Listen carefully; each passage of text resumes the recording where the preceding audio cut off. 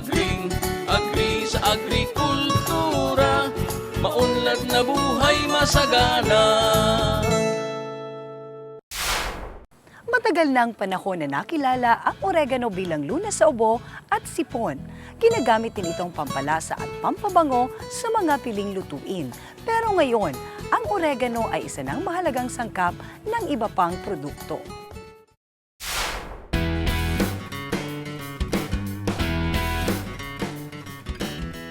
Si Doktora Estela Tanyo ay profesional na mananaliksik. Dinala na siya ng kanyang gawain sa iba't ibang sulok ng bansa. Pero ngayon, meron kayong mga innovations na na-develop na nakakapag-produce ng ibang mga produkto gamit ang oregano. Pakikwento niyo po sa amin, ma'am, kung paano kayo nag-start dito. There was a time na ako ay nag-work sa Eastern Quezon, sa mga kabundukan doon, kasama ang mga magsasaka.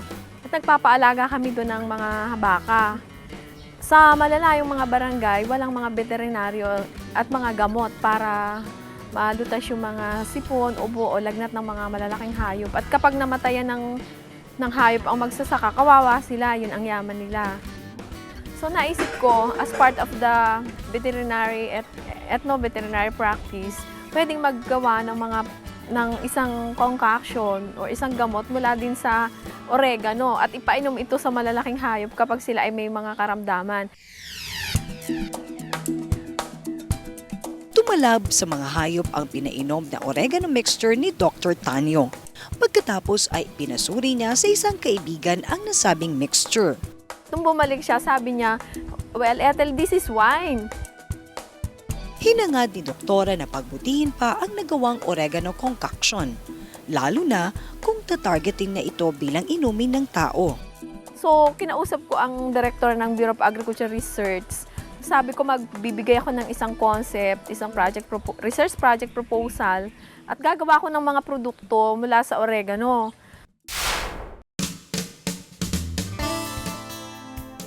Ang natanggap na approval mula sa BAR ay sumakop sa iba't ibang produktong nagtataglay ng oregano. Ito ay ang wine, tsaa, juice, sabon, kapsula at suka.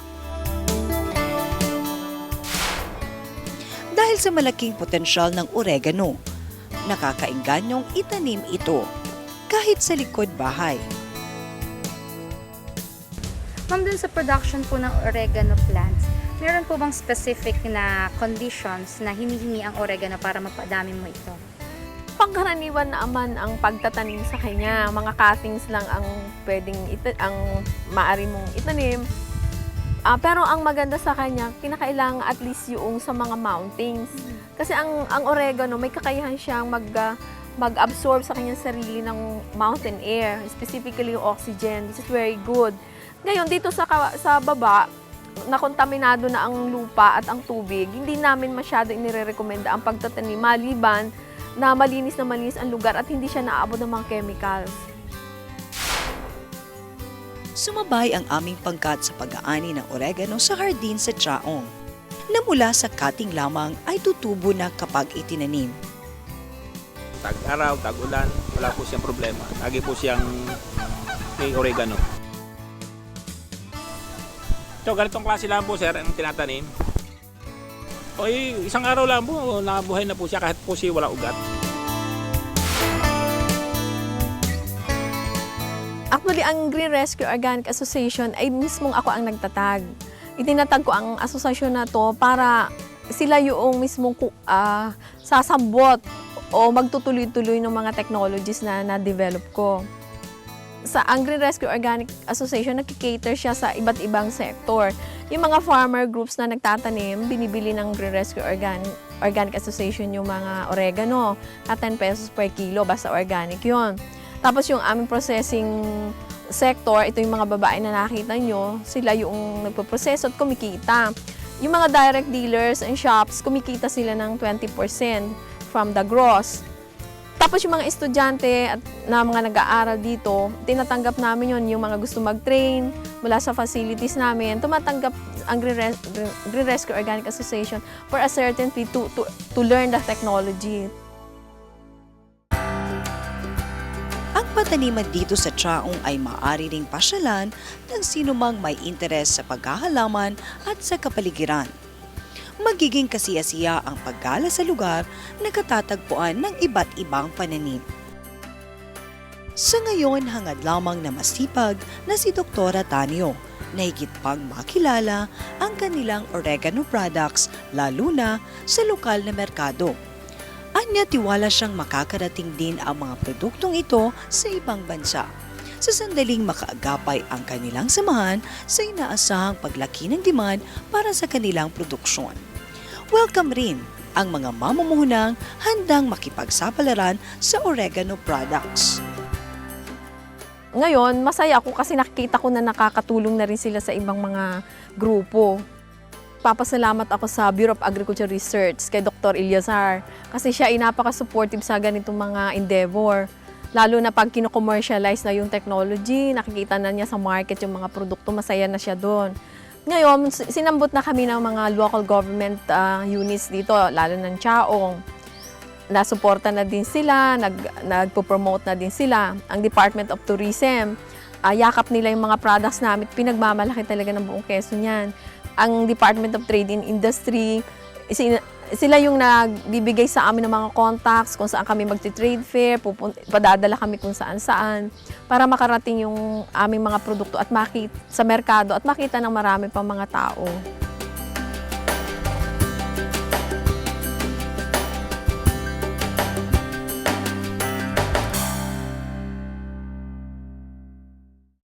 Narito ang aming tampok sa linggong ito sa Pitak ng Masinag.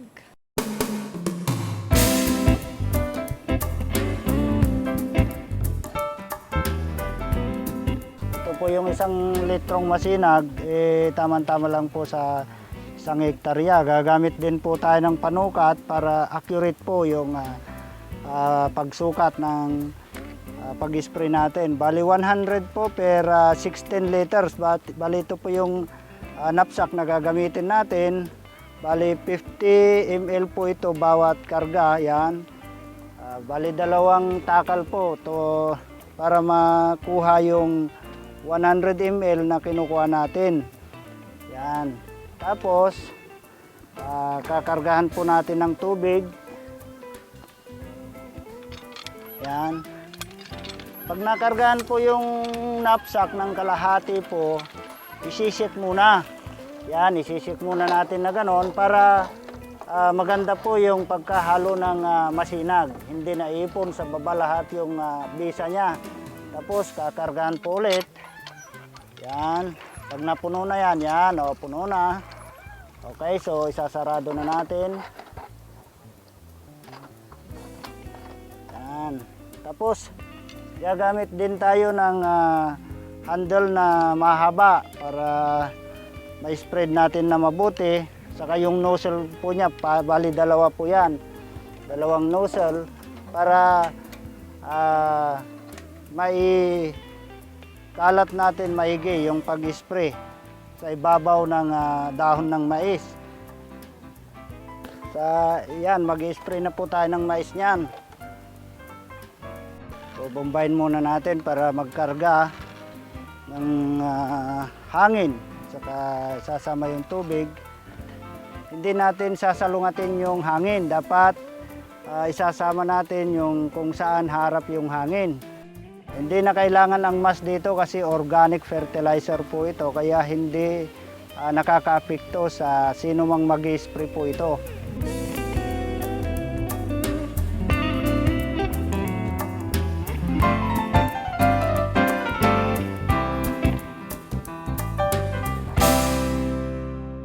Sa aming pagbabalik, isang dating nagtrabaho sa ibang bansa, nagpasyang dito na lamang manatili sa sariling bayan dahil sa oregano, ang kabuang ulat sa pagpapatuloy ng agrikultura, etc. Agrikultura ang susi sa kaunlaran. Agrikultura masaganang pamayanan. Agrikultura ang kabalikat ng bayan para sa ating kabuhayan. Agri sa agrikultura.